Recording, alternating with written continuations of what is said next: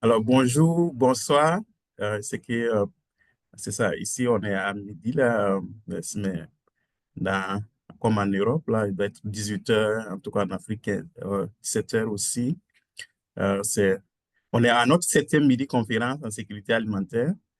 Euh, on va dire que c'est comme le dernier pour cette année 2024. Parce qu'en décembre, on n'aura pas de midi conférence, mais on aura plutôt en début, je vais certainement revenir là-dessus.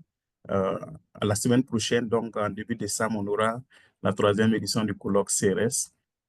Alors, c'est vraiment, je pense qu'au fil des sessions, il y a beaucoup d'apprentissage, il y a beaucoup d'éléments intéressants qui sortent. C'est aussi ça le but de cette plateforme-là, de mettre en lumière les stratégies, les initiatives intéressantes, les solutions innovantes d'amélioration de la sécurité alimentaire, que ce soit à une échelle très locale, nationale ou internationale. Donc, c'est vraiment le but de cette tribune-là. Alors, pour ce septième midi conférence, on accueille Shadrach Itissa. Je ne sais pas si j'ai réussi à bien prononcer. Enfin, c'est Shadrach qui me corrigera, qui est spécialiste agritech, entrepreneur et fondateur de Bilanga Solutions, basé en République démocratique du Congo. Alors, aujourd'hui, on va vraiment se penser en gros sur le rôle ou la contribution des technologies numériques dans l'amélioration de la sécurité alimentaire.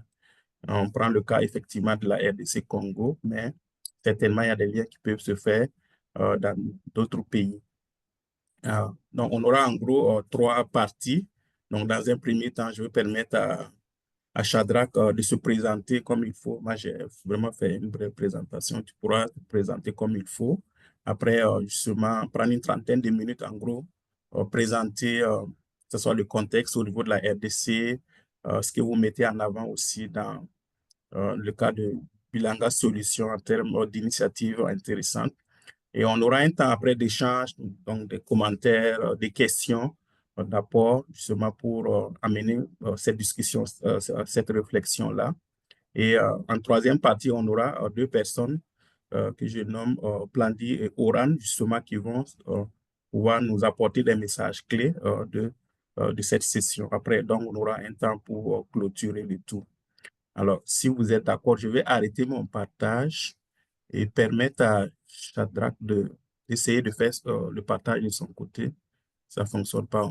Je vais refaire le partage. Donc, Shadrach, je te laisse essayer de faire le partage.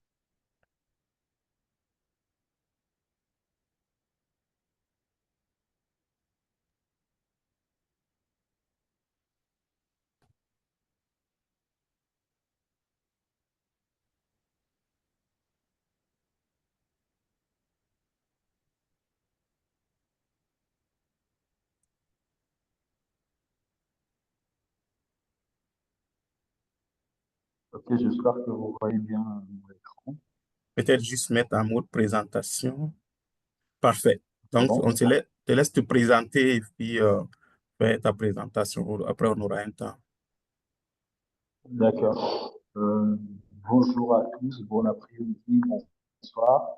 Je suis très content d'être parmi vous, d'être en conférence de ces Mais il y a un midi-conférences. écho, il y a un écho, Euh, Shadrach. Il y a un écho. Moi, de mon côté, je n'entends pas bien. C'est pas comme ça résonne un ok, peu là. là, ça va. Non, on voit bien ta présentation, mais l'écho, il y a comme un écho. Est-ce que tu utilises des écouteurs, c'est ça? Euh, Est-ce que maintenant ça va? Oui, Est-ce que vous m'entendez très bien? oui, Maintenant ça va, c'est bien. ça va mieux. Ouais. Ça va maintenant? Oui, Si ça va pas, vous me le dites, ça va? Vous m'entendez très bien. pas très bien. Je pense qu'il y a toujours de la résonance là. Est-ce que Est-ce que tu ça écoutes? va maintenant? Ouais. Oui, moi, je vous entends très bien. J'ai changé le paramètre.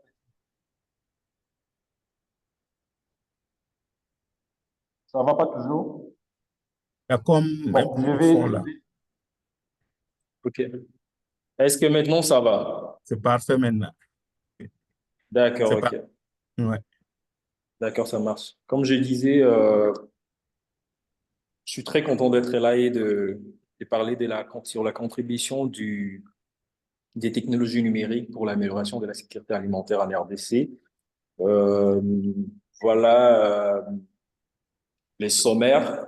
Donc, on aura à faire une petite introduction et puis on va parler des contextes actuels, l'importance des technologies et puis les principales technologies numériques, mais aussi les initiatives. Bien sûr, pour cette contribution, il faut des initiatives locales qui contribuent à la sécurité alimentaire, mais aussi, voilà. Et sans plus tarder, moi, je suis Shadrach Itia, connu beaucoup plus avec le nom de Shaikh. Je suis Shadrach Itia, je suis entrepreneur, fondateur de l'entreprise Bilanga Solutions qui est basée en République démocratique du Congo. Je suis spécialiste en stratégie de transformation digitale, mais aussi spécialiste en tout ce qui est agriculture, agritech, et je me considère comme un agent de changement. Donc, je travaille dans pas mal d'organisations, que ce soit au niveau national ou international, en tant que consultant, en tant que spécialiste en stratégie, que ce soit avec Internews ou l'organisme américain Centre Carter, que ce soit avec la coopération allemande sur le sujet des transformations numériques des organisations. Donc, comme je disais, je suis de la RDC et la RDC, c'est un pays africain qui est au centre de l'Afrique et qui a une population de plus de 95 millions d'habitants, dont 70%, 70% de la population dépend de l'agriculture. Et le pays dispose 80 millions d'hectares de terres arables. Donc, si on peut comprendre qu'il y a vraiment une très grande potentiel, et seulement qu'il n'y a que 10% de ces terres-là qui sont cultivées. Donc, c'est un pays qui est au centre de l'Afrique, 9 pays voisins, et puis climat tropical favorable à plusieurs cultures, et puis un grand marché, surtout qu'il est, en termes d'opportunités, il est entouré des 9 pays qui permet au pays de s'ouvrir à d'autres marchés. Et les défis du transport, à l'accès aux informations, aux méthodes de culture qui sont très productives, mais aussi aux différentes pertes et récoltes. Et par là, on voit que les technologies numériques peuvent vraiment jouer un grand rôle pour améliorer la sécurité alimentaire en RDC, mais aussi en Afrique et dans le monde. Je parlais tout à l'heure du contexte dans mon introduction où 70% de la population vit dans la sécurité alimentaire, qui est l'un des taux les plus élevés au monde. Mais aussi, de l'autre côté, il y a la FAO qui estime 30 à 40% de production euh, de pertes qui sont liées soit au manque de stockage, soit au manque de conservation. Et il y a aussi l'importation de produits. Le pays importe plus de 2 milliards chaque année que les produits de défense, mais aussi il y a un accès limité aux produits agricoles. Euh,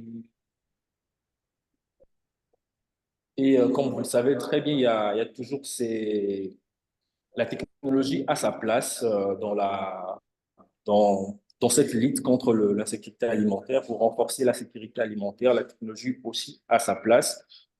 D'où ces technologies transforment l'agriculture et nous permet tout simplement d'aller vers une sécurité alimentaire en offrant des solutions efficaces qui permettent aux agriculteurs, moyennant des technologies, soit l'utilisation des smartphones, des applications, d'avoir des informations sur les données météorologiques qui permet à certains d'entre eux d'adapter leur culture face aux météos, mais aussi à recevoir des conseils agricoles par SMS, ainsi de suite. Mais aussi, ces technologies permettent aussi la connectivité et pour avoir les informations, rendre l'accès facile aux informations. Et ces technologies sont nombreuses, mais on va citer quelques-unes, mais ils sont complémentaires. On ne peut pas, il y a ces technologies qui se complètent. Par exemple, quand on parlera de l'agriculture de précision, certains d'entre vous ont déjà entendu parler de ces genres de termes et on savent beaucoup plus. On parlera des systèmes d'information, de paiement, des systèmes d'irrigation, d'Internet, des capteurs et des marketplaces de e-commerce. Donc,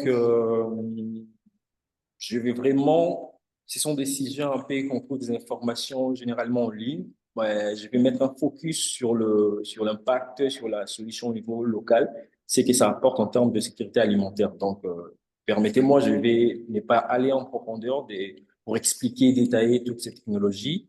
Premièrement, on a l'agriculture de précision. Là, on voit l'utilisation de drones dans l'agriculture pour des capteurs, soit pour collecter les données, que ce soit l'étendue ou la surface de chaque site de production pour faire des plans d'aménagement. On utilise aussi des capteurs qu'on place dans des champs pour collecter des données, par exemple, sur la santé des cultures, mais aussi pour savoir l'humidité des sols, mais aussi les besoins en nutriments s'il y en a. Et ces données vraiment aident les agriculteurs à optimiser leur utilisation, mais aussi améliorer ou réduire des coûts et l'impact environnemental.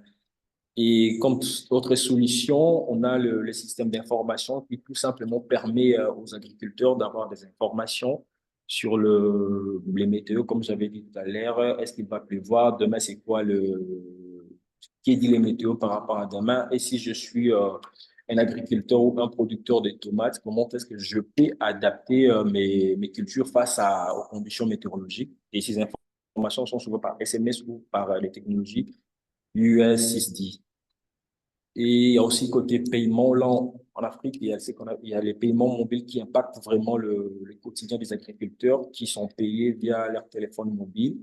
Et le mobile money prend de plus en plus de place. Et là, on voit l'inclusion financière de petits producteurs. Et là, ça leur permet de comprendre que l'agriculture n'est pas seulement le travail de la terre, c'est vraiment du business. L'agriculteur arrive à comprendre que il peut mettre en place un projet, il peut avoir des financements et de microcrédits pour ses emprunt et ainsi de suite. Et par là, on a des plateformes de financement participatif et des systèmes de prêts et de crédits agricoles. Là, ça englobe un peu tout ce qui est paiement et fintech, côté technologie financière. On a aussi des systèmes qui sont beaucoup plus avancés. Là, c'est pas vraiment beaucoup plus utilisé par les producteurs, les petits fermiers, où le petit producteur, c'est vraiment pour de fermer qui ont de grandes étendues, qui l'utilisent pour faire les suivis des cultures ou analyser des données pour optimiser les rendements. Et ce sont très souvent de logiciels où on voit très bien les tableaux de bord où on sait qu'en telle date, vous avez à faire au CENI et ainsi de suite. Vous suivez, il y a une suite progressive pour tout ce qui est l'analyse des données, les climats, et ça aide. Là, comme j'avais dit, ce sont des technologies complémentaires et dans ces logiciels-là, pour avoir ces données, on recourt encore aux capteurs, on recourt encore aux drones pour avoir les cartes des étendues et ainsi de suite. Et concernant l'Internet des objets, l'IoT, Internet of Things, on utilise des capteurs connectés pour mesurer, par exemple, l'humidité, la température ou l'eau. Ils sont placés dans des champs, là, comme dans les contextes africains ou dans les contextes en RDC. Ce sont beaucoup plus des agriculteurs qui sont des producteurs qui ont assez de moyens, qui misent sur ce genre de technologie. Et il y a la partie marketplace qui tout simplement comprend ce sont de places des marchés numériques qui permet la vente des produits agricoles via ces plateformes en ligne. Ça peut être des sites internet, des applications mobiles ou des plateformes USSD qui, moyennant un code d'accès, vous pouvez accéder sur une plateforme sans connexion Internet. Et ces plateformes permettent tout simplement à connecter les agriculteurs directement aux consommateurs, aux détaillants, et sans passer très souvent par les intermédiaires qui souvent haussent le prix. Et les agriculteurs peuvent vendre facilement via ces plateformes en tout cas. Et c'est quelque chose qui a marche, que ce soit au Kenya, que ce soit en Afrique de l'Ouest et au Congo, ça vient petit à petit. Et depuis plus de 3 à 5 ans déjà, il y a des gens qui commandent en ligne. Voilà.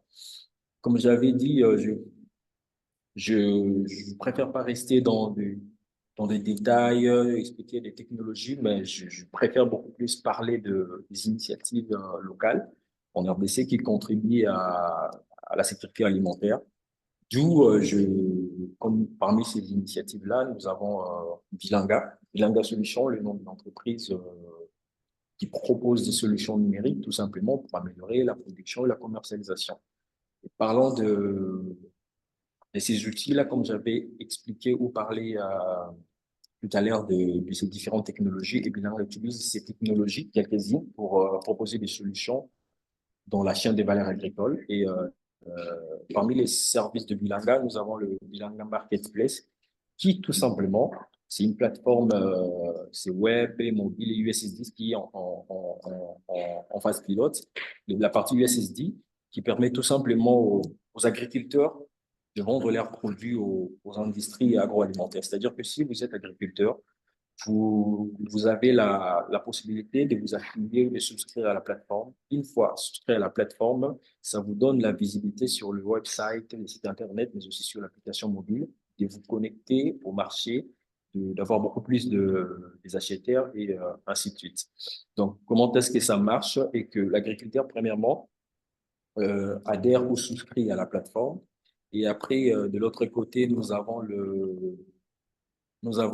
les acheteurs qui accèdent à la plateforme, que ce soit, on a vraiment essayé de simplifier les choses, que ce soit par le website, les sites Internet, que ce soit par l'application mobile, que ce soit même sur WhatsApp Business, parce qu'on a compris que de plus en plus de personnes commentent sur des outils quotidiens comme WhatsApp, Facebook et tout, mais nous, on est sur le web, sur le mobile, mais aussi sur ces outils-là que le consommateur ou les revendeurs utilisent. Mais après, il y a la troisième étape qui est celle interviennent les transporteurs. C'est-à-dire on a un réseau de transporteurs qui font la livraison. Et ces agriculteurs, nous, comme j'avais dit, nous sommes à Kinshasa, nous ne sommes pas...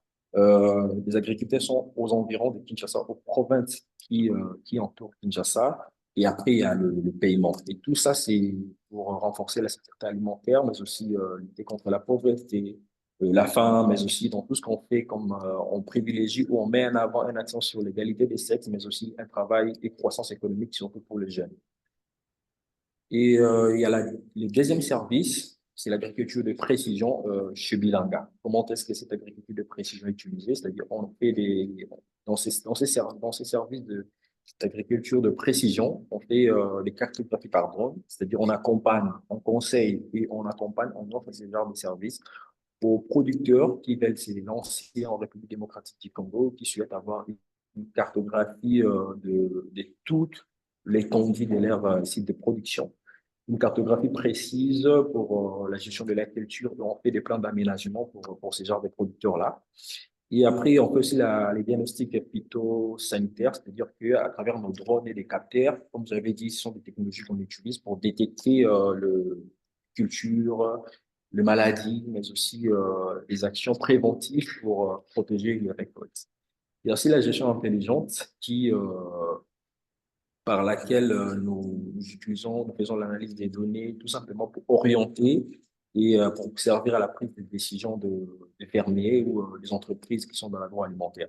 Je tiens à mentionner que la partie sur le marketplace, c'est déjà opérationnel depuis 3 ans. Et la partie sur l'agriculture de précision, c'est 6 mois déjà. Et nous sommes aussi en phase pilote et nous sommes en train d'implémenter avec une dizaine, une dizaine de producteurs au niveau local et ça marche. On est en train d'améliorer la solution.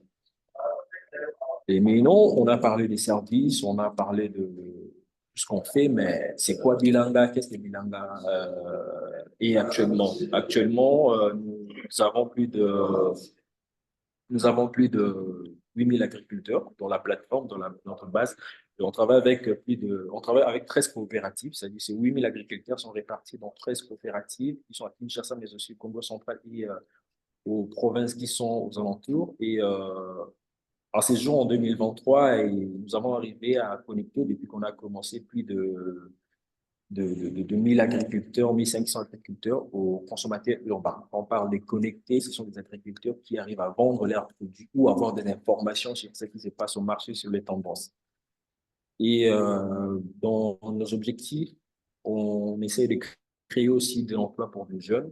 sur toute la chaîne de valeur agricole, que ce soit les transporteurs, que ce soit dans, indirectement ou directement, en 2023, ce sont des chiffres qui datent de septembre. On est à 67, que ce soit des intermédiaires, que ce soit des saisonniers, que ce soit des transporteurs, que ce soit des gens que nos clients qui sont dans les plantations engagent, ce sont plus de 67 personnes, jeunes et femmes. Et comme j'avais dit, nous sommes présents à Kinshasa, la capitale de la République démocratique du Congo. Nous sommes présents au Congo central et au Pays. Et en tant qu'entreprise, Bilangan travaille avec des producteurs, mais Bilanga, en tant qu'entreprise, a aussi ses terrains qui occupent ces sites d'exploitation. C'est-à-dire, on a 95 hectares, dont 15% qu'on utilise, c'est-à-dire qu'il y a aussi un projet de production que nous-mêmes, en tant qu'entreprise, nous ne vendons pas seulement le produit provenant des agriculteurs ou de coopératives partenaires, c'est-à-dire que nous-mêmes, on fait la production. Vous allez certainement vous dire, on parle technologie, on parle service, mais après, on comprend le contexte africain, on comprend qu'il y a beaucoup de challenges, mais exactement comment vous y arrivez avec le contexte africain, le contexte congolais. Parlant de défis, on a surtout l'accès au numérique. Comme vous le savez, il y a ce qu'on appelle l'alphabétisme numérique. C'est-à-dire ces agriculteurs-là, la majorité ne sont pas familiers aux outils technologiques. C'est-à-dire que la connectivité Internet d'abord est limitée et le faible usage des téléphones. C'est-à-dire un agriculteur, son outil, c'est ses outils quotidiens, c'est pas la technologie. Donc, comment est-ce qu'on fait? Il y a, dans chaque coopérative agricole, on forme des team leaders, c'est-à-dire que de personnes qui sont là pour être des ambassadeurs du Bilanga. Et ces personnes-là accompagnent, par exemple, sur la mise en ligne des informations sur le produit. Ce sont des team leaders qui prennent les informations, mettent ces informations en ligne, pour ensuite ces informations seront validées par Bilanga avant que le client de notre côté, l'acheteur, puisse voir ces produits-là. Raison pour laquelle on a parlé des défis et la solution que on a des team leaders, mais aussi ce sont des solutions comme actuellement on teste avec un opérateur télécom. Tout simplement l'application dans des zones un peu rurales, il n'y a pas accès, les téléphones et tout. On a une collaboration avec un téléco où on développe un outil USSD pour tout simplement permettre l'accès sans connexion Internet. Il y a aussi l'autre côté, j'avais déjà anticipé, j'ai parlé de fracture numérique, faible maîtrise des connexions. Donc, du coup, il y a des formations simples et des interventions avec nos team leaders et qui accompagnent ces coopératives-là à maîtriser les outils, à comprendre que la technologie, c'est oui, c'est pas un danger, c'est quelque chose qui vous permet aussi de, en tant que quelqu'un qui vous êtes dans une zone A, d'atteindre les clients qui sont dans une zone B. Donc, avec des formations simples, ça permet aux agriculteurs de mieux comprendre et de se familiariser avec tous nos services. Il y a aussi la partie sur le logistique, vous allez vous demander, tu as parlé des routes et tout, voilà, on sait qu'il y a des difficultés côté route, mais comme je vous ai dit, avec, tu sais qu'on a un moyen, on essaye vraiment de faire des activités, mais aussi avec des économies d'échelle, et on a une partie logistique que les transports, on a à disposer des centres de collecte. C'est-à-dire qu'à chaque fois il y a récolte, et les produits des agriculteurs, donc, c'est-à-dire qu'il y a déjà des commandes en avance. On sait comment les systèmes fait correspondre les dates des récoltes et les dates des commandes. C'est-à-dire qu'on a des acheteurs qui achètent dans des dates bien précises. Et ce sont déjà des produits précommandés. Donc, ça nous permet au moins d'éviter des problèmes de perte de récolte. On a des centres et puis des partenariats avec des transporteurs locaux. Il y a aussi la partie confiance, qui est un défi, la méfiance envers le numérique. Vous avez dit ça, on essaye déjà de mettre en avant le témoignage des agriculteurs qui utilisent la solution pour convaincre aussi les autres à comprendre qu'ils peuvent aussi utiliser les services Bilanga ou d'autres solutions sans pourtant avoir une méfiance envers le numérique. Il y a aussi les financements et la réglementation, l'accès limité au crédit et puis réglementation floue, que ce soit en termes de partenariat, que ce soit en termes de l'accompagnement des jeunes entreprises et tout. Mais après, on tisse des partenariats avec pour tout ce qui est financement avec des partenaires et puis des collaborations avec des ministères, par exemple le ministère de l'Agriculture, pour qu'on puisse avoir une certaine, euh, on puisse avancer dans nos activités. Et après, vous allez peut-être vous poser des questions, mais après, on a aussi un aspect communautaire, c'est-à-dire que nous collaborons étroitement avec des agriculteurs où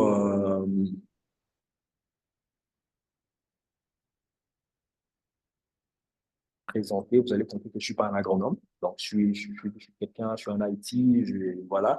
Et comment est-ce que l'idée de Bilanga est venue? C'était par rapport à mes déplacements en province, quand j'allais installer des systèmes informatiques, accompagner des organisations, que j'ai compris que les difficultés d'avoir accès au marché, le perte récolte, l'idée m'est venue, OK, en tant que technicien, en tant que quelqu'un du spécialiste dans les technologies, comment est-ce que les technologies peuvent aider ces agriculteurs-là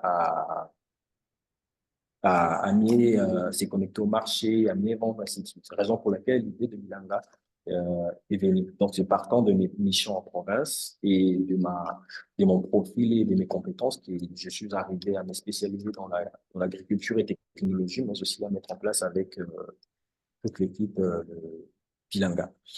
Donc, on a des projets communautaires ou des projets d'accompagnement des agriculteurs qui permet d'avoir l'accès au terrain, c'est-à-dire qu'on conseille et on accompagne, que ce soit nos projets ou les projets d'autres partenaires qui veulent s'installer au Congo ou qui sont déjà au Congo.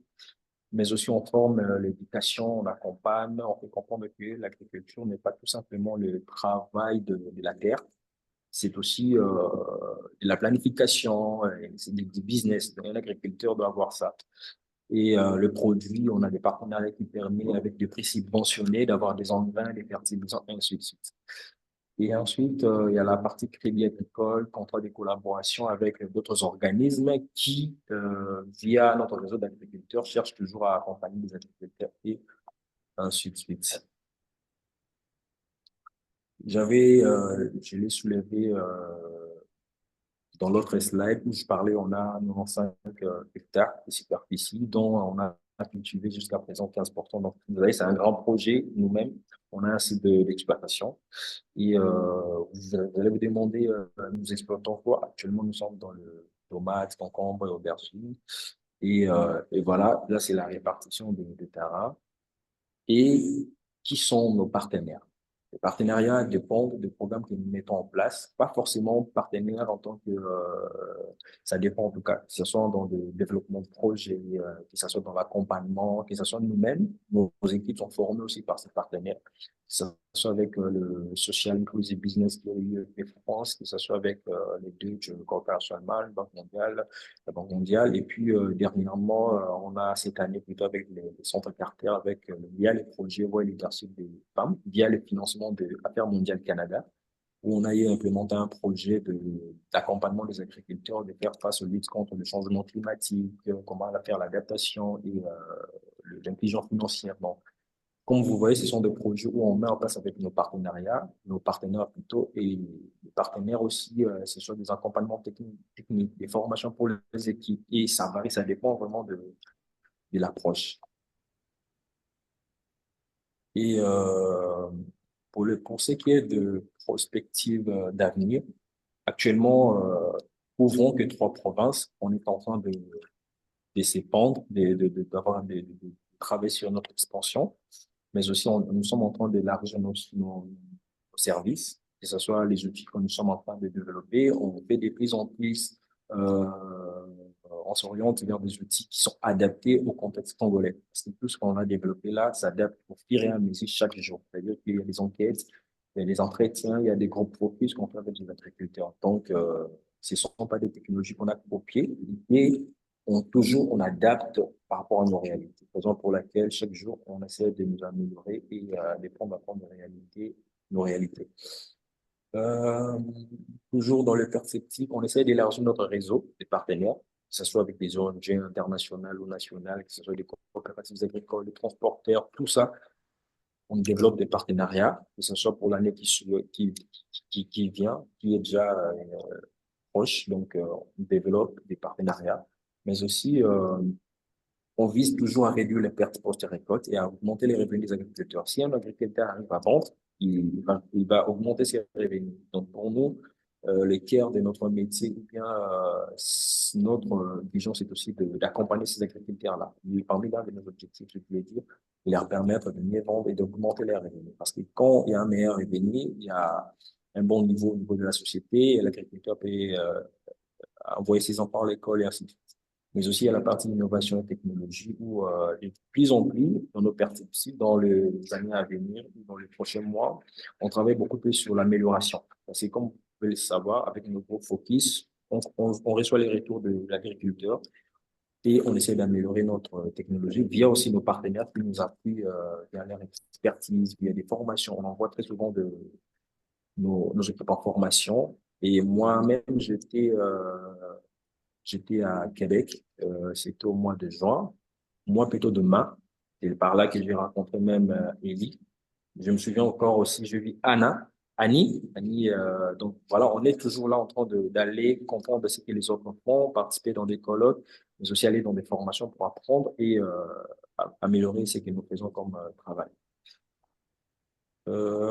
Ensuite, ce qui est actuellement, vous avez bien compris dans le perspective d'avenir, c'est-à-dire que on est là pour développer notre réseau. Donc, si vous êtes intéressé, là c'est un appel, donc sentez-vous à l'aise de contacter Bilanga à tout moment. Si vous avez une idée, vous avez des orientations, donc ne vous sentez pas gêné, nous sommes disponibles pour répondre à vos questions ou vous accompagner ou peu importe l'information dont vous avez besoin, ça sera un plaisir pour nous de vous orienter si possible. Donc, merci et je reste à votre disposition pour toute question. Merci.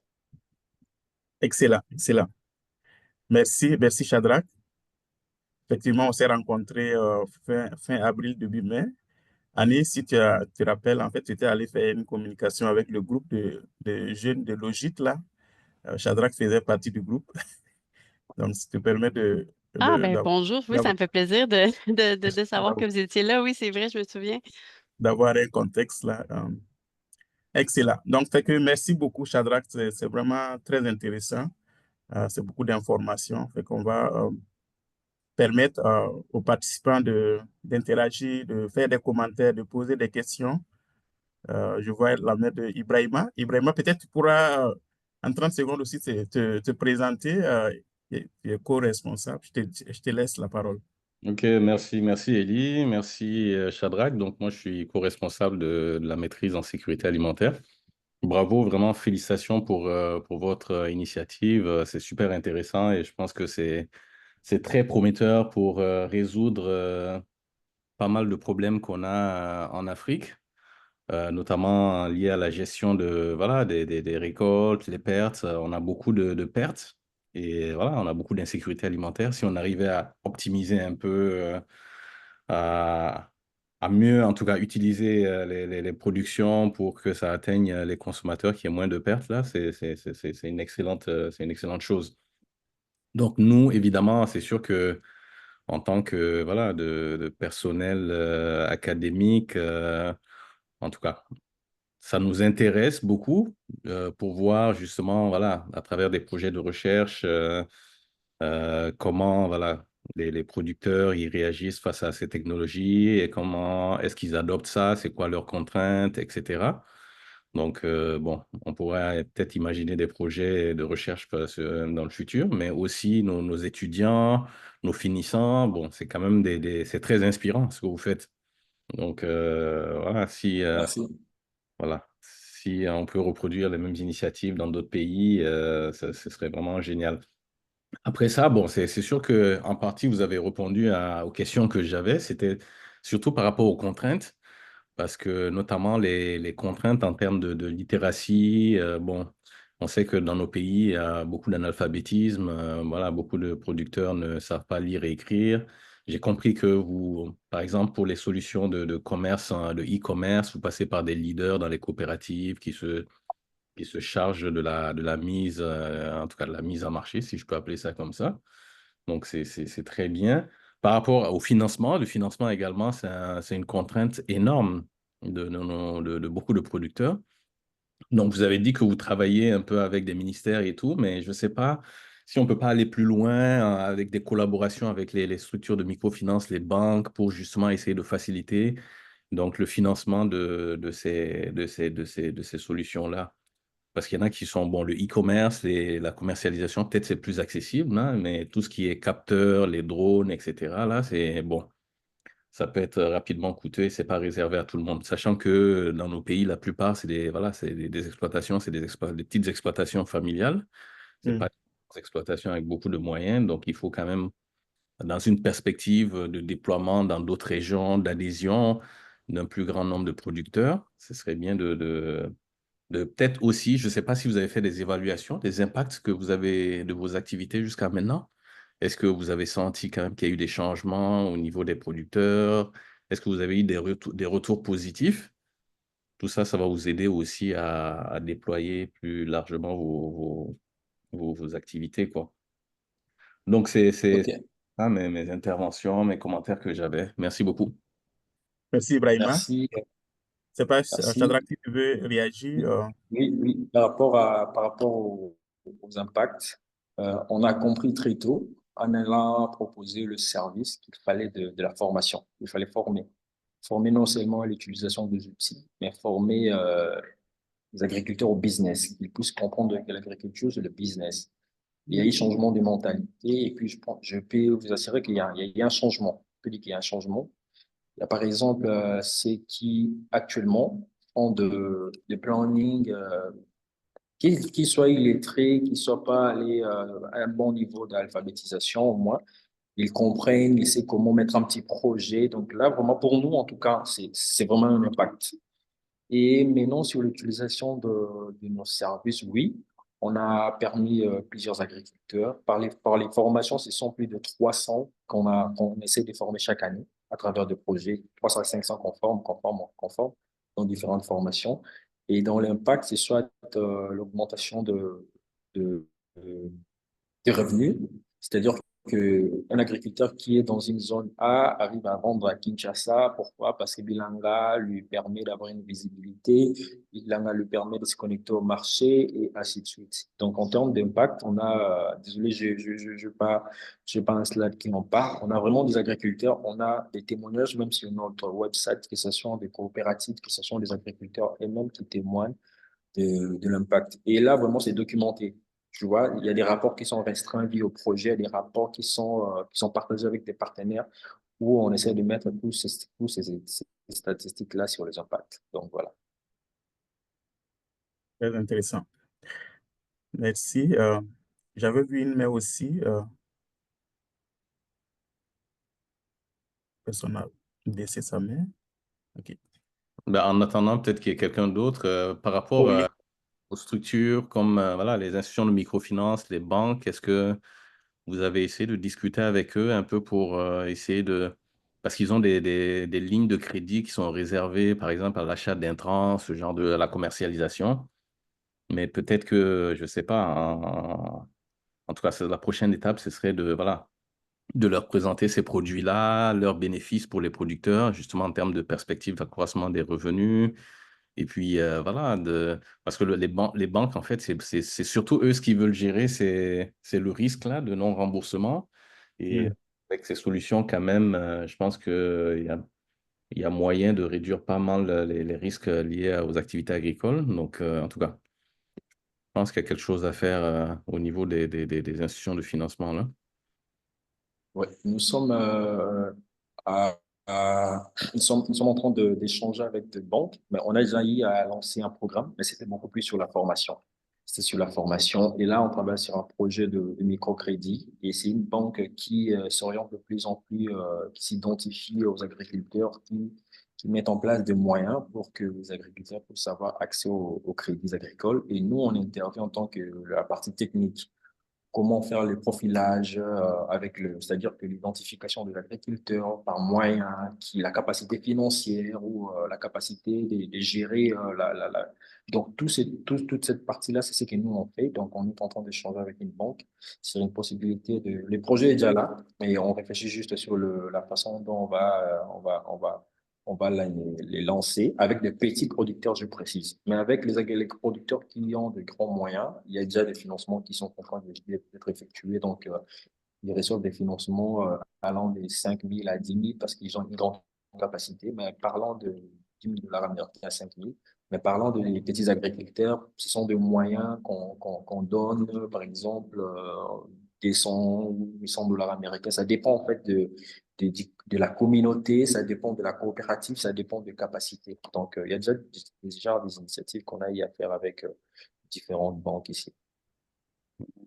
Je ne sais pas si j'ai répondu totalement à votre question. Oui, oui, tout à fait. Mm. Merci. Excellent. Excellent. Astou? Oui, bonsoir tout le monde. Salut. Bonsoir. Oui. Merci à Chadra pour cette belle présentation et aussi félicitations pour cette belle initiative parce que là, vous prenez en compte l'inquiétude de tous les producteurs, euh, c'est-à-dire les pertes post-récolte et qui s'inscrivent dans une dynamique de gestion des risques que beaucoup de personnes négligent et qui est un maillon important dans la chaîne de production. Maintenant, comme l'a dit tout à l'heure Monsieur Bokoum, c'est quand on parle de logiciel, de numérique, c'est très difficile de convaincre les producteurs ruraux. Maintenant, que vous réussissiez à les faire à faire adapter et à faire adopter votre solution, c'est à féliciter. Maintenant, dans vos perspectives, je dis ça comme ça, est-ce que vous prévoyez, toujours dans le contexte de sécurité alimentaire, de faire valoriser le produit agricole qui ne se limite pas juste à vendre les produits bruts, mais peut-être qu'il le valorise à travers la transformation agroalimentaire? D'accord. Merci, Astou. Merci Astou. Ouais, c'est Merci bon. Astou pour ta question. Je peux directement répondre. Comme j'avais dit, pour nous, c'est qu'on fait, on permet aux agriculteurs de se développer tout au long de la chaîne de valeur agricole, que ce soit avec la transformation, donc voilà, sur toute la chaîne.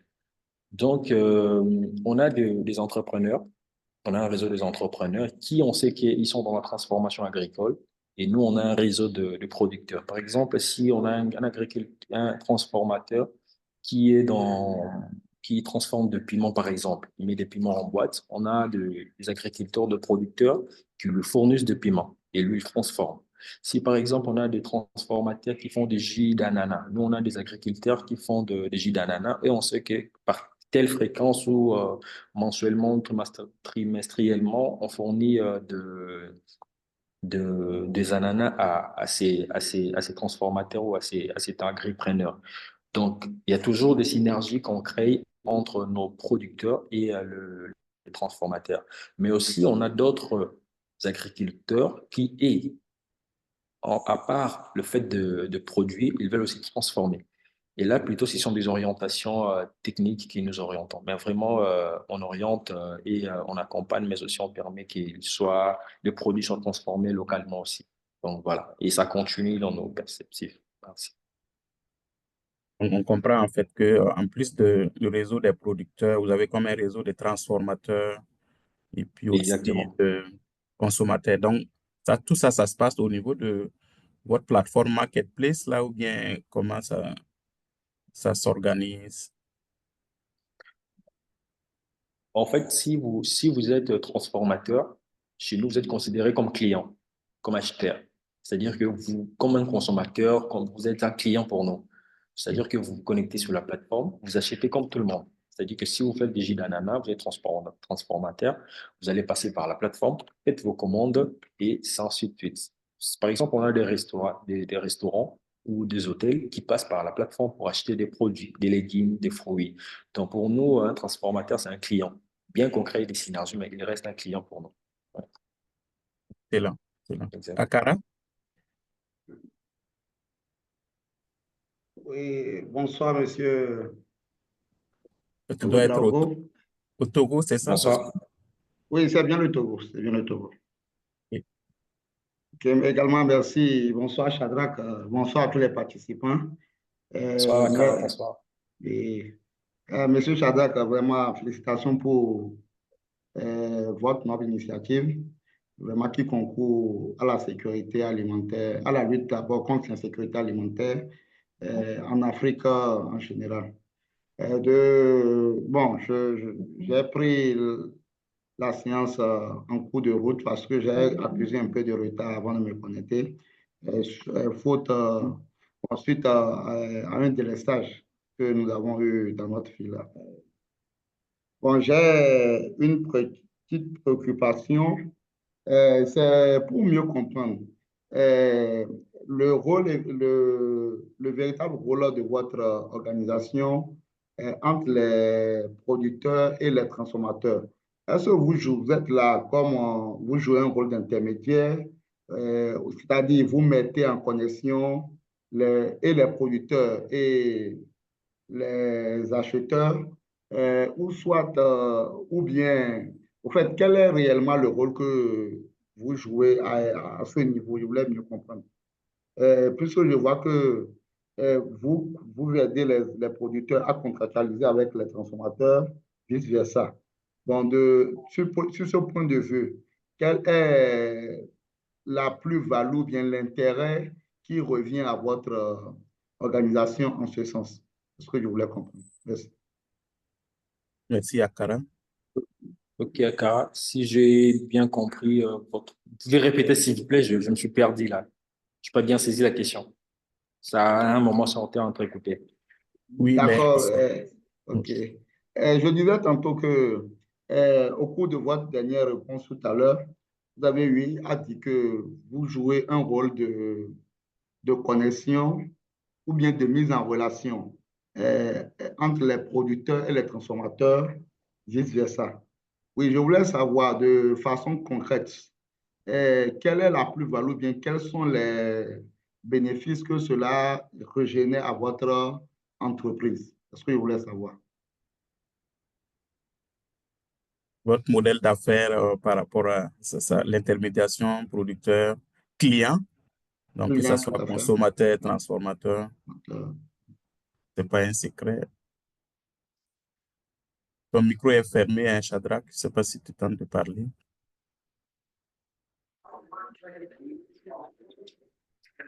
Je m'excuse en tout cas, là où j'étais, j'ai changé les salles parce qu'il il y avait une petite formation au bureau là. Je vous ai OK. perdu un pays. Dans tous mes esquisses, j'ai changé de bureau. Mais tu as capté maintenant la question? Non, désolé. En fait, la Je question, m'excuse en tout cas. quel est Mes votre, excuses en tout cas. Tu peux répéter juste une dernière fois. J'ai changé de bureau, donc il y avait une quel est votre modèle d'affaires? Ça veut formation, dire, les gens est-ce que sortaient. est-ce que vous gagnez en mettant en relation les agriculteurs et les clients? Donc, les clients, Ah, ok, je vois. c'est les Ah, consommateurs, les transformateurs. ah, d'accord. C'est-à-dire si je comprends bien notre modèle économique, parlons de modèle économique, c'est-à-dire que c'est que nous, quand les produits sont vendus sur la plateforme, nous, on gagne en termes de transactions. C'est-à-dire que si, par exemple, un produit, donc avant que le produit soit sur la plateforme, le prix, d'abord, sont les prix du marché et ces prix-là, ce qui figure sur la plateforme, sont en avance négociés avec l'agriculteur.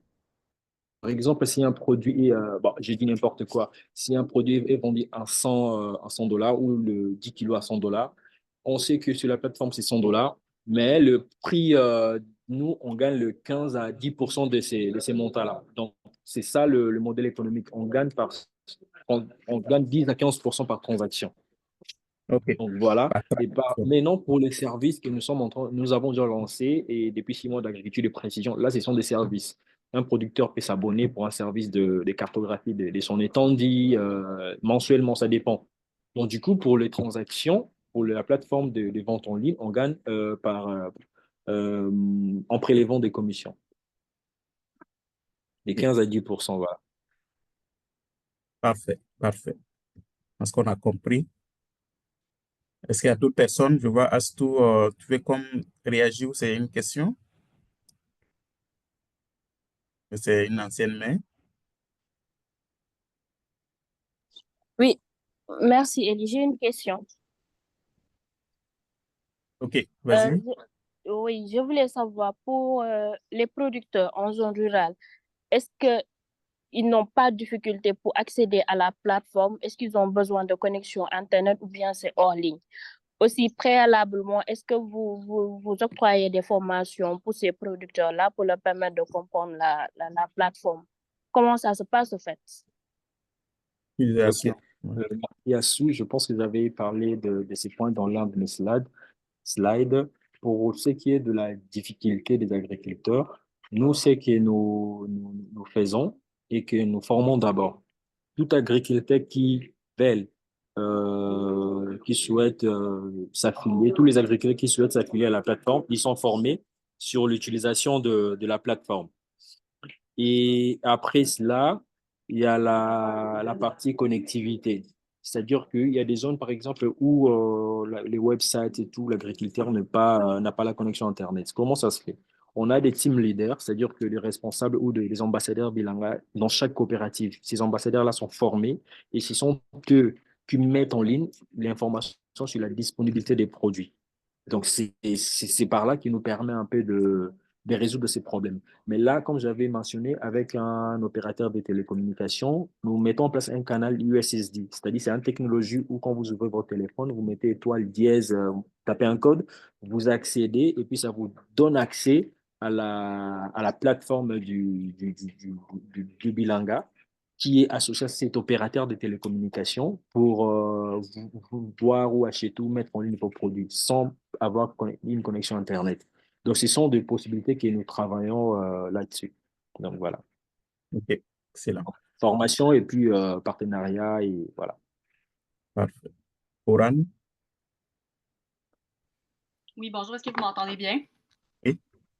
Oui, ben merci beaucoup, Monsieur Tia, pour la belle présentation. C'est vraiment intéressant d'en apprendre plus sur ce que fait Bilanga Solutions, puis sur, en fait, tout ce que vous faites au niveau à la fois de l'agriculture de précision, mais également du e-commerce avec les différentes technologies. Puis je pense qu'il y a des enjeux majeurs, comme l'ont soulevé mes collègues en RDC, mais également dans d'autres pays d'Afrique. Puis moi, je me demandais plus au niveau, en fait, c'est plus complémentaire à la question qui vient de poser Astou par rapport au défi d'accès pour les producteurs à la plateforme numérique. Je me demandais pour les consommateurs, dans quelle mesure c'est un défi pour eux d'accéder à la plateforme, puis est-ce que c'est dans leurs habitudes d'acheter en ligne ou il y a quand même plus une forte habitude de consommer sur les marchés locaux, c'est plus en présentiel, je ne sais pas comment bien formuler, mais je me questionnais sur comment faites-vous pour rejoindre les consommateurs, puis quel est le portrait aussi des consommateurs? Est-ce que c'est plus, comme vous avez dit plus tôt, des clients comme par exemple des hôtels, des restaurants, ou bien des consommateurs, des particuliers en fait? Donc, je voulais en savoir un petit peu plus au niveau du portrait des consommateurs là, qui vont requérir à la plateforme de Bilanga Marketplace. Merci, Oran. Chadra? OK. Parlons des consommateurs. Ce sont Parlons des consommateurs. C'est, nous avons des restaurants, nous avons des hôtels, mais aussi il y a des ménages. Et la question était comment est-ce que nous allons vers eux, c'est ça? Dans les habitudes, est-ce qu'il y a c'est ça, je pense que ça fait 3 ans que vous déployez cette plateforme-là. Oui. Comment ça, est-ce que vous voyez qu'il y a comme ce réflexe-là de faire de plus d'achats en ligne, d'utiliser la plateforme, Ok, les je ménages, en comprends. tout cas, dépendamment c'est ça, des types de. Voilà, voilà. Il y avait un taux bas quand on a commencé des connectivités Internet, c'était approximatif 10%. Là, nous sommes à 30 à 40% de personnes qui se connectent et ainsi de suite, d'après les indices des études. Et actuellement, parmi les canaux, parmi les différents canaux que nous avons, les gens sur le site Internet, l'application et le WhatsApp Business, les gens préfèrent commander beaucoup plus, soit sur les websites, et majoritairement surtout les consommateurs, le ménage, c'est sur WhatsApp Business. Donc, du coup, ça leur facilite la vie, raison pour laquelle nous sommes orientés même vers WhatsApp. Il n'a qu'à avoir le numéro du Bilanga, il va composer son panier, il va envoyer. Donc, généralement, ce sont là où les commandes passent. Donc, on s'est dit, si c'est bien bon d'avoir un site Internet, c'est bien bon d'avoir des applications pour les ventes et tout, mais si les personnes sont tout le temps sur WhatsApp, ils peuvent aller voir les numéros de Bilanga commandés. Donc, on va beaucoup plus travailler là-dessus et faire les marketing sur le WhatsApp Business. Donc, du coup, en ces moments, il y a 60%, je peux dire, qui commandent sur WhatsApp et il y a que ceux qui sont vraiment des producteurs, les consommateurs, le grand produit, quoi, les restos et tout, ce sont eux qui commandent via les websites parce qu'ils ont un compte. Quand ils commandent, ils savent voir le paiement, ils savent voir le tout. Donc, sur WhatsApp, c'est un peu limité. Donc, tu ne sais pas voir toutes ces informations-là. Donc, voilà la raison pour laquelle, donc, parmi tous ces canaux, c'est le website pour les grands clients, comme on peut le dire ainsi, et le WhatsApp Business et l'application mobile, c'est beaucoup plus le ménage qui commande. Voilà. Excellent, excellent. Là, merci, Shadrach, je vais interpeller, ok, je vois une main levée en FIFA, mais peut-être avant de te donner la parole, Anis, n'hésite pas, Bakmois aussi, des profs au niveau de Ouaga, n'hésite pas. Hervé qui est basé à Rome aussi, si vous avez des commentaires, n'hésitez pas à réagir. En FIFA, tu as la parole. Oui, merci beaucoup pour la parole. Moi, ma question, je ne sais pas si j'ai manqué une partie, mais ma question, c'était sur le transport. Qui s'occupe des commandes? Parce que ce que j'ai compris, le plateforme, il y a les acheteurs et les producteurs. Donc, moi, par exemple, en tant que producteur, j'ai mes produits, je mets dans le plateforme et les acheteurs, pardon, font les commandes. Donc, qui s'occupe de prendre ces commandes pour les parvenir aux acheteurs? Est-ce que c'est vous? Est-ce que c'est les producteurs eux-mêmes? J'aimerais bien comprendre cette partie-là. Merci. Merci en FIFA. Shadrach, tu as compris la question? Ton micro est fermé, hein. Si le. Je n'ai pas compris la partie, c'est En entrecoupé, fait, la désolé. partie comment ça se fait la livraison? Est-ce que vous collaborez avec des transporteurs? C'est-à-dire, c'est sur la quoi, les échanges se font sur la plateforme, mais comment se fait la livraison? OK. Point. Par rapport à. Oui, oui. Nous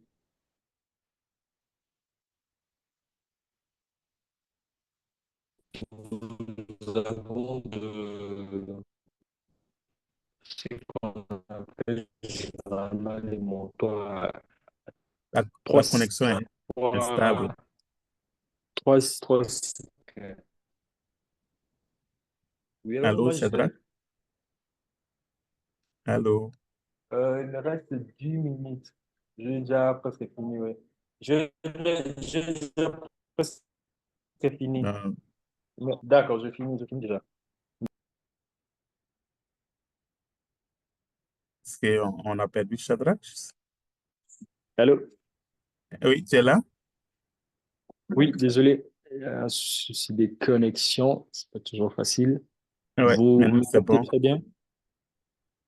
Oui, Oui, je disais, nous, on a ce qu'on appelle les tricycles, les motos à 3 pinets, ok. qui permet de faire le livraison. C'est-à-dire que ce sont la livraison des kilomètres rapprochés de nos centres de distribution, des collectes. Et après, on collabore aussi avec des transporteurs. Les transporteurs, c'est beaucoup plus quand le produit provient de province. Mais vu les moyens et tout, on ne souhaite pas vraiment prendre des produits qui sont des zones éloignées de Kinshasa. C'est une raison pour laquelle nous sommes vraiment avec des producteurs approximatifs, qui sont très proches de Kinshasa. Donc, c'est-à-dire que nous avons des transporteurs, nous avons un camion, nous avons des tricycles, mais aussi, voilà, on travaille, on développe des coopérations avec des transporteurs locaux pour qu'on puisse voir si, par exemple, on a 10 tonnes d'ananas ou de choux qui proviennent de l'autre côté de la province du Congo central, qui vont arriver à Kinshasa. On essaie de voir les coûts et tout. Il y a déjà un preneur qui est là, qui va prendre. Parce que là aussi, ce sont des risques. Quand vous mettez en place un transporteur pour prendre 10 tonnes de produits qui est de l'autre côté il n'y a pas un client qui est déjà confirmé, donc c'est compliqué. Donc, ce qu'on fait, on essaie de matcher la disponibilité, les produits et la demande. C'est-à-dire, on sait en amont que dans telle date, on aura 10 tonnes d'ananas ou de choux. On sait qu'en telle date, il y a tel restaurant qui en a besoin. Donc là, maintenant, il y a la partie où le transporteur entre en jeu. Mais pour le petit produit, par exemple, 5 kilos ou 10 kilos ou 100 kilos, ce sont le tricycle. Donc voilà. Parlant Excellent. des tricycles, ce sont des motos à En, 3 en pneus. termes en termes de délai de livraison, est-ce que, mettons, si une commande passe aujourd'hui, ça se livre aujourd'hui ou bien ça prend des jours Euh, avant livraison? Si vous commandez aujourd'hui, que ce soit livré aujourd'hui, c'est vraiment exceptionnellement. OK, Généralement, on a nos jours de livraison. C'est-à-dire que toute personne qui commande sur la plateforme, les clients savent qu'on a les lundis, on a le mercredi et puis on a le vendredi, samedi. C'est-à-dire que si tu commandes le lundi, euh, tu peux être livré le lundi. Exceptionnellement, c'est pour une catégorie de clients. Si tu commandes, là, ce sont moins de 50 kilos et là, ils reçoivent directement. Mais ce sont des commandes en avance. Ce n'est pas une commande instantanée, commande aujourd'hui, vous êtes livré aujourd'hui. Donc, ça dépend. On avait ce système-là avant où tu commandes, on délivre. Mais on a compris que on a de plus en plus d'agriculteurs et on reçoit de plus en plus de produits en grande quantité. Donc, on était B2C, là maintenant on s'oriente vers le B2B. On travaille beaucoup plus avec les supermarchés, les restaurants, parce que et là, achètent en grande quantité et ça nous permet de vite écouler nos produits. De raison pour laquelle on s'est orienté vers le B2C, B2B, mais on garde le B2B. Mais tous nos clients savent qu'il y a des jours de livraison. Donc, voilà. excellent. Alors, il y a, vous savez pas moi qui a posé la question dans le chat, je vais te lire. Il aimerait savoir si vous envisagez d'associer l'État, en particulier les services de collecte des impôts, afin de lutter contre l'évasion fiscale via votre plateforme d'achat en ligne. J'essaie de voir aussi la question. Est-ce que vous travaillez également avec les élèves? Non, on ne travaille pas avec les élèves. Non, non, non, non, non, c'est quelque chose où on voit. L'autre question, j'aimerais savoir si vous envisagez d'associer l'État en particulier, collecte d'impôts, afin de lutter contre. Non, on n'est pas à ces niveaux-là. Nous, notre partenaire étatique, c'est le ministère de l'Agriculture. Et c'est pour un cas bien précis. C'est pour un accompagnement technique dans les secteurs. Donc, côté finance, évasion, non, c'est pas notre domaine. Donc, du coup, pour l'instant, c'est pas encore réfléchi. OK, d'accord. Est-ce que tu as toujours des défis de connexion? Ou bien c'est correct, Euh, il y a deux mains levées là. oui, ça peut aller, hein. Ouais. OK, c'est bon. Peut-être on va donner la parole à Plandi d'abord, après à Akara. Akara, tu as déjà parlé. Plandi? Oui, merci pour la parole. Merci, Shadrach, aussi pour la présentation. Alors, puisqu'on a parlé au début de limiter les pertes agricoles, alors je me suis demandé, mais comment vous vous assurez de la qualité des produits finis que vous allez distribuer aux consommateurs? Merci. OK.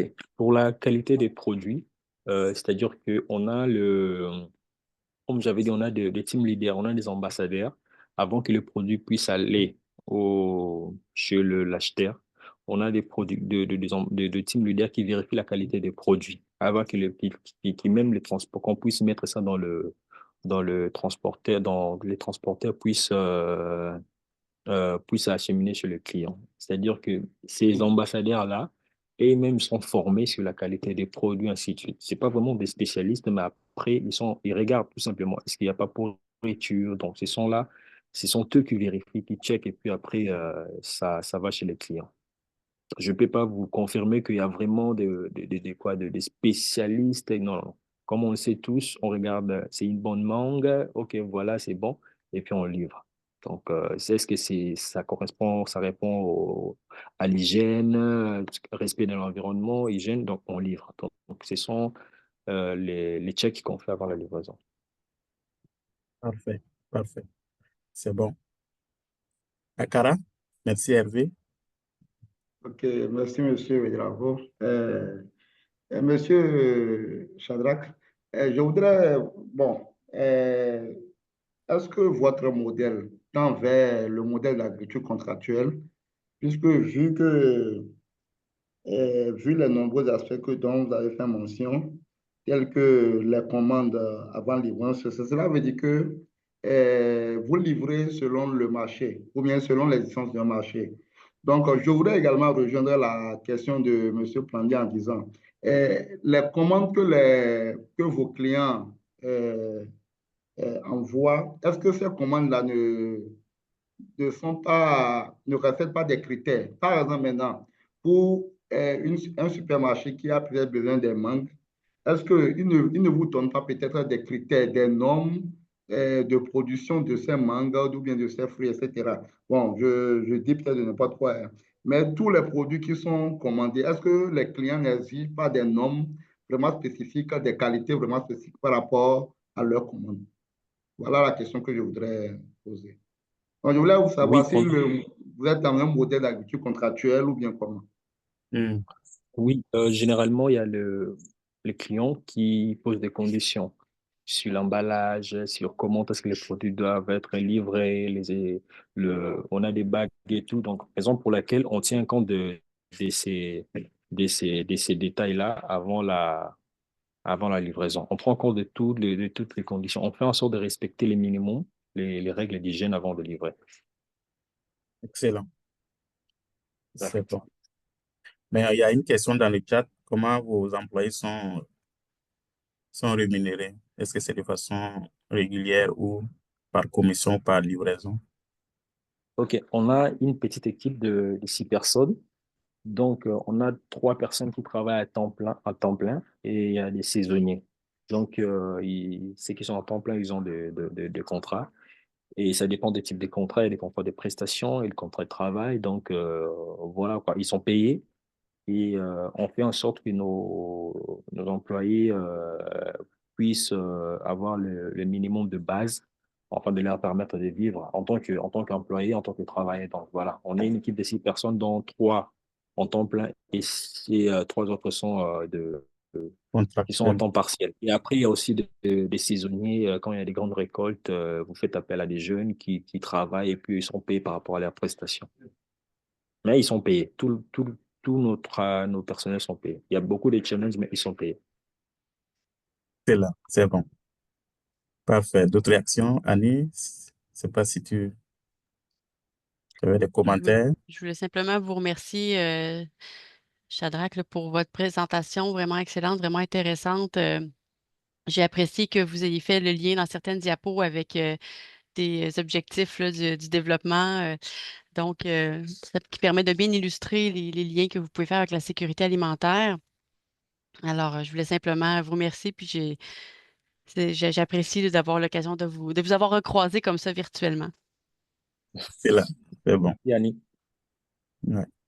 Donc, mais c'est sûr que quand même, ça ressort beaucoup dans les discussions. Euh, la méfiance vis-à-vis du numérique, surtout quand vient le temps de faire les paiements en ligne, là, c'est pas toujours évident. Je comprends que vous utilisez les témoignages, bon, des gens que vous avez eu, qui ont déjà utilisé et que ça marche.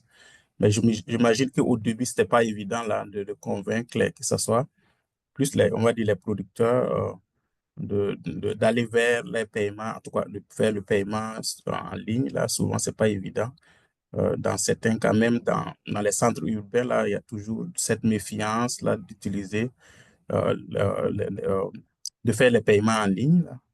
C'est pas... En tout cas, si tu peux rapidement parler un peu au début, quelle stratégie vous avez mis en place pour convaincre, euh, OK. pouvoir permettre aux gens d'embarquer. Ouais.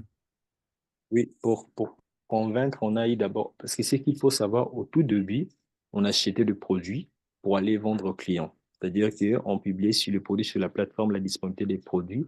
Et puis après, c'est qu'on fait quand il y a commande, nous, on sait que c'est non sont nos projets, puis on vend.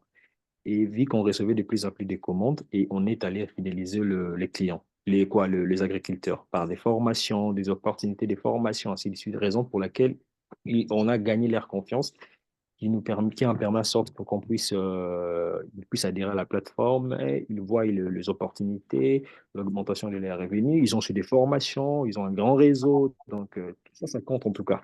Donc, ça permet de fidéliser et puis d'agrandir les réseaux. Donc là, c'est vraiment la stratégie. Et après, on prend aussi les témoignages de ceux avec qui on a travaillé pour partager avec les autres. Et après, ça part de bouche en bouche. Comme on le sait, les meilleurs clients, comment gagner un client, c'est un client qui est satisfait, qui va en parler à d'autres personnes. Donc voilà. Tout à fait, tout à fait. Merci, Shadrach. Annie, tu veux? Oui, j'essayais de voir tout à l'heure si ça avait été soulevé dans le chat ou ailleurs, mais je ne crois pas. C'était simplement une question peut-être de compréhension pour moi, pour me mettre en contexte. Vous avez mentionné en début qu'il y avait environ seulement 10% des terres arables qui étaient cultivées au Congo et je me demandais si vous aviez en tête des principales raisons, des principaux facteurs qui pouvaient expliquer cette réalité. Il y a des facteurs qui sont économiques. Il y a des facteurs qui sont aussi, quand je parle d'économique, ça dépend. Il y a certaines activités, certains coins, c'est que le gouvernement peut couvrir ces terrains-là ou soit des investisseurs. Donc, du coup, les agriculteurs, eux, vraiment, occupent de petits terrains, en tout cas. Font des agriculteurs, font de l'agriculture pour leur consommation directe. Donc, du coup, de plus en plus, on voit des investisseurs qui viennent, qui s'associent avec soit des Congolais, soit des entreprises étrangères pour acheter des terres, pour acheter des terres, hein, pour cultiver. Et ces chiffres-là sont en train d'accroître. Pourquoi je dis moins de 10%? Parce qu'il y a vraiment une potentialité. Et c'est la raison pour laquelle nous, on s'est dit qu'avec toutes ces potentialités, qu'est-ce qu'on peut faire? La formation, c'est la base. Un agriculteur qui est formé, il sait comment cultiver, comment bien prendre soin, parce qu'il y en a ceux qui ont plus de 50 hectares. Et dans les 50, ils n'exploitent que 10, par exemple. Donc, du coup, comment faire en sorte que cet agriculteur-là puisse aller jusqu'à tous les 50? Donc, il y a des formations, il y a des accompagnements. La raison pour laquelle on met tous ces programmes-là avec le ministère de l'Agriculture pour arriver à, à combler ces gaps-là. Donc, voilà. Donc, c'est quelque chose qui vient de plus en plus et il y a des gens qui sont beaucoup plus intéressés là-dessus. Mais c'est une terre d'opportunités, il y a vraiment des engagements et il y a une croissance. Parfait, merci Ex- beaucoup. Excellent, excellent. Parce que c'est ça, j'ai noté 80 millions, c'est ça, euh, d'hectares. Oui, Ouais. Landi, Oui, tu en veux dans les fait, statistiques, on dit même qu'on peut nourrir toute l'Afrique, quoi. On peut nourrir toute l'Afrique si vraiment on développe l'industrie agroalimentaire en RDC, avec tous les réseaux hydrauliques, avec toutes ces terres-là. Hmm. oui, en fait, je voulais juste ajouter quelques petits détails à ce sujet. D'après certains rapports des Nations Unies, vu que le pays n'est pas politiquement stable, du coup, il n'arrive pas à investir considérablement dans l'agriculture. Quelque part, on a soulevé un petit cas des banques et tout, mais la réalité est que les banques au Congo n'accordent pas de crédits agricoles, malheureusement. Exactement, Donc, exactement. avec ce problème-là, les agriculteurs, avec le peu de moyens qu'ils peuvent trouver donc, en vendant leurs produits agricoles, ils n'arriveront pas à couvrir les charges liées à la production. Du coup, comme Shadrach l'a dit tout à l'heure, il peut avoir 50 hectares, mais il ne valorise que peut-être 10 ou 1 hectare parce qu'il n'a pas suffisamment de moyens pour couvrir le besoin donc, des charges, plutôt les charges à ce sujet-là. Et également, bon, un autre petit détail, c'est que une grande partie, c'est que le pays aussi préfère beaucoup plus importer la nourriture. Donc, comme je l'ai dit, il n'investit pas dans l'agriculture, mais importe beaucoup plus. Donc, cette instabilité politique, les conflits, les guerres favorisent en fait cette situation au Congo. Parfait, parfait. Est-ce que c'est une question, Akara? Oui, c'est une question. C'est une question qui, bon, pas une question, mais disons une idée qui me tarote l'esprit. Ouais, 30 Bon, secondes. oui, 30 30 secondes, secondes, oui. 30 Ouais. secondes. Bon, bon, je voudrais proposer à M. Shadrach, si il ne serait pas possible qu'il recrute directement des agronomes, des techniciens agricoles qui seront chargés de l'accompagnement, du suivi accompagnement de ces producteurs. Bon, puisque ce modèle qui développe se fait également au Togo, où, bon, qu'est-ce que nous faisons? Cette structure, au lieu de traiter directement avec le ministère de l'Agriculture, puisque ce sont des conventions qui se font et ces conventions ne sont pas gratuites. Il peut toutefois recruter des techniciens agricoles de façon permanente au sein de son entreprise qui seront chargés de l'accompagnement de ses producteurs. En ce sens, il aurait créé également de l'emploi et diminué bon, de façon considérable le taux du chômage. Donc, voilà la proposition que j'avais lui faire. D'accord. Parfait. Merci beaucoup. Parfait. Merci. Merci, Akara. Je pense c'est ça. On tend vers la troisième partie maintenant. Je vais inviter Oran. Oran Wells est de la première cohorte du chantier et puis elle a complété l'année passée. Elle se prépare d'ailleurs à la fin du mois de décembre pour aller à Rome, en Italie, pour 6 mois de stage à la FAO. C'est vraiment très intéressant, en tout cas. C'est vraiment bien. Et puis, Plandi est de la 4e cohorte. Et puis c'est ça. Je pense que c'est la première session. Et puis, originaire de la RDC. Donc, fait que je vais vous laisser la parole Non, non, pour résumer les principaux messages, que ce soit de la présentation ou des discussions qu'on vient d'avoir. Je vous donne la parole. Merci beaucoup, Élie. Merci, merci Shadrach pour la présentation. C'était vraiment très intéressant. Puis les discussions aussi qu'il y a eu, les questions qui ont été soulevées, c'était vraiment très complet comme présentation. Puis on voit le potentiel là, des initiatives comme celle de Bilanga Solutions puis Bilanga Marketplace pour à la fois optimiser la production agricole, mais également améliorer la sécurité alimentaire en RDC. Puis dans d'autres pays d'Afrique, là, si ça peut s'étendre, de telles pratiques. Donc, merci beaucoup. Donc, pour faire en fait, Plandi et moi, on a décidé de faire une petite présentation des messages clés en fait, qui ont été discutés durant votre présentation, Shadrach, puis aussi au fil des discussions qu'il y a eu. Donc, je vais commencer par présenter une petite mise en contexte, puis ensuite, Plandi va poursuivre avec davantage une présentation là, des principaux objectifs de Bilanga Solutions. Donc, en fait, Shadrach a expliqué qu'en RDC, il y a des enjeux majeurs au niveau du système agricole, mais également de l'insécurité alimentaire.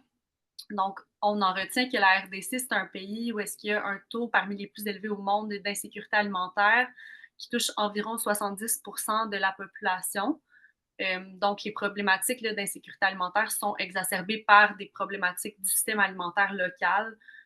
Comme vous l'avez bien nommé tout à l'heure, l'accès aux infrastructures de stockage, en fait, le peu de systèmes de transformation des denrées, l'accès aussi au transport, puis l'accès difficile au marché pour les producteurs locaux sont certains enjeux qui font en sorte qu'il y a un impact au niveau de la disponibilité, puis aussi de l'accès aux aliments frais et locaux là, pour la population locale.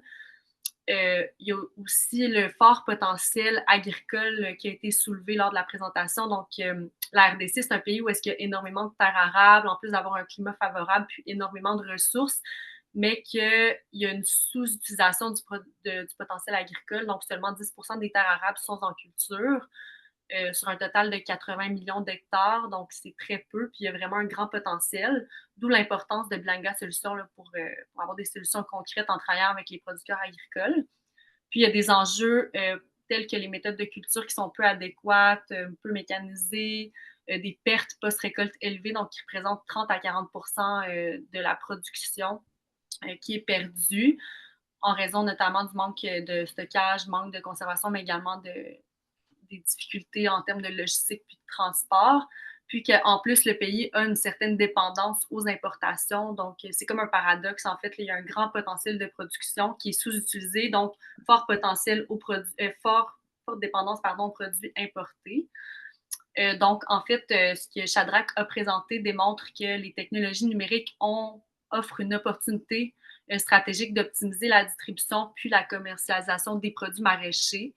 qui sont des cultures particulièrement périssables dans la ville de Kinshasa, mais également dans d'autres régions de la RDC, en plus de pouvoir augmenter les revenus des producteurs, puis également de faciliter l'accès aux marchés locaux pour les producteurs et les consommateurs.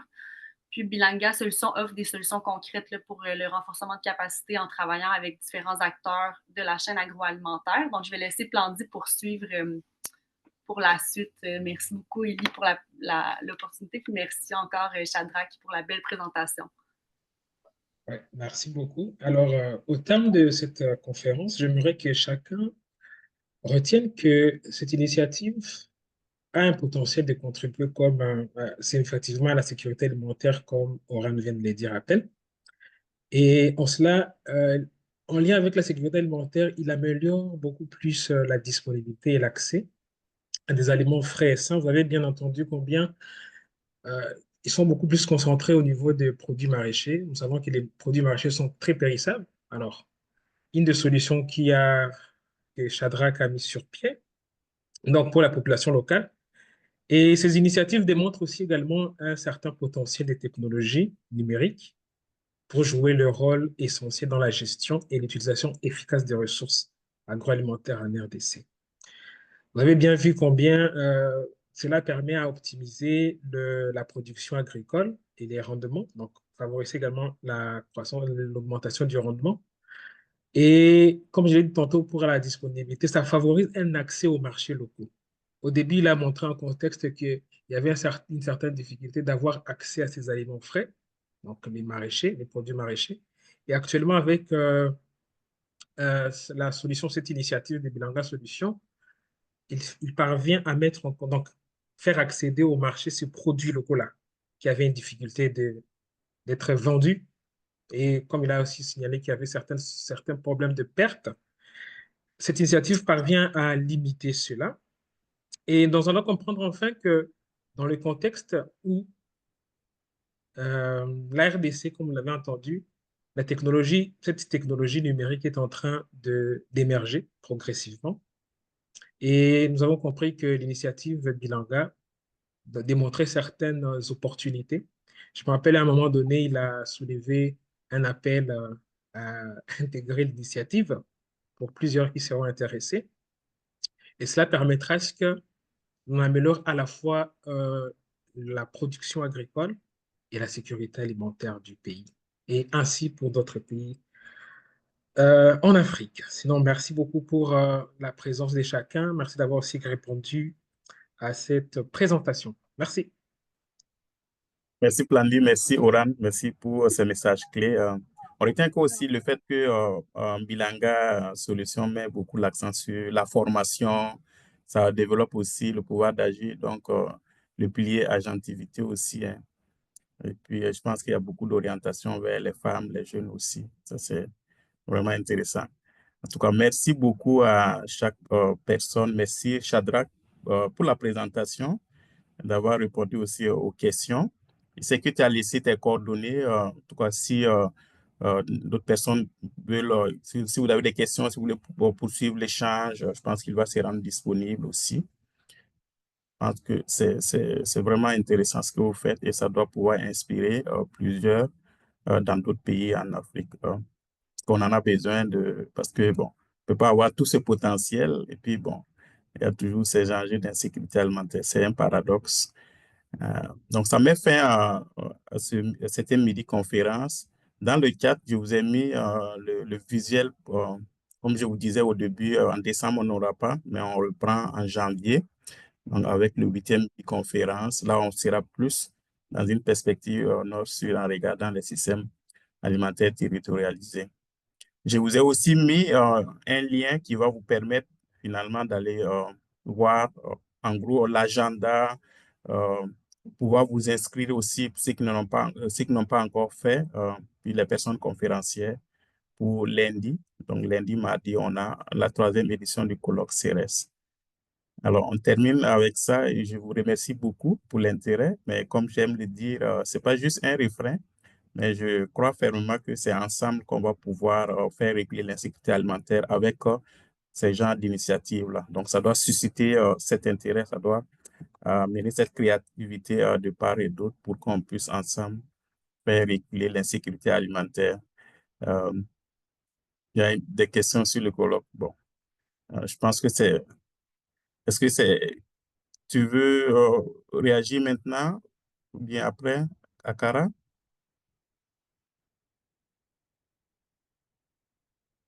Akara? OK, parfait. Alors, donc, sur ce, je vous remercie beaucoup. Et puis, on se dit à lundi pour la 3e édition du colloque CRS, en ligne ou en présentiel. Merci beaucoup, Élie. Merci à vous. beaucoup à tous.